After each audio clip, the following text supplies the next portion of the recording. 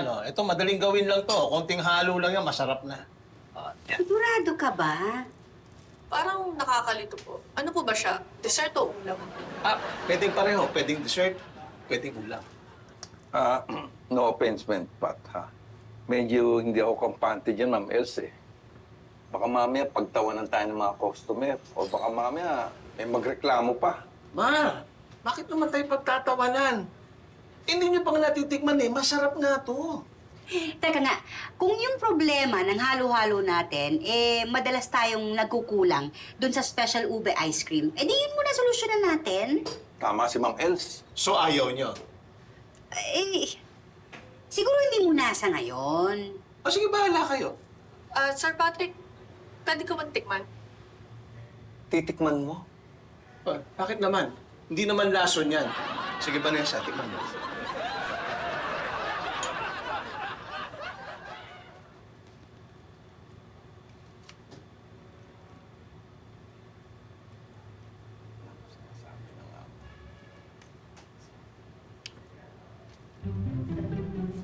Masarap.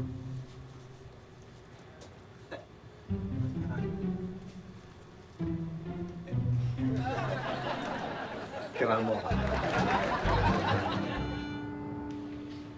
Mar, yung halo-halo para sa table 6. Ito lang, ha? Okay na tao? Yan. Okay. Wait lang. Oh. Isang sisig, 2 pansit, 3 halo-halo sa table number 10. Halo-halo ulit? Oo, bakit? Ubus na yung ube ice cream natin. Hala ka! Eh naku, ano sasabihin ko dun? Sabihin mo, bumalik na lang bukas. Teka. Huwag na kayo magpanik. Ako na bahala.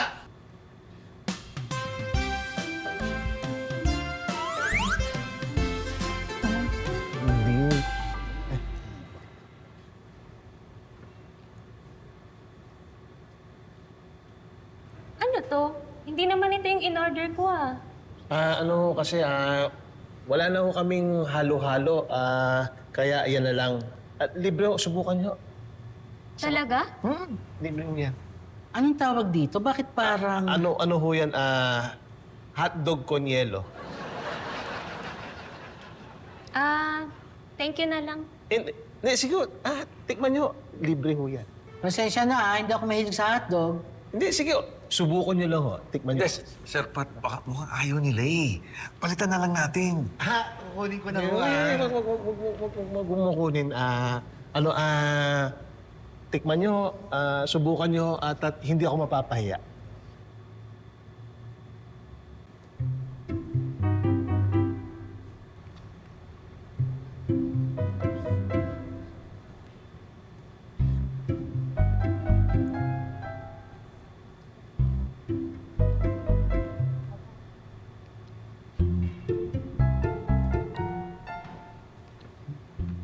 Masarap siya.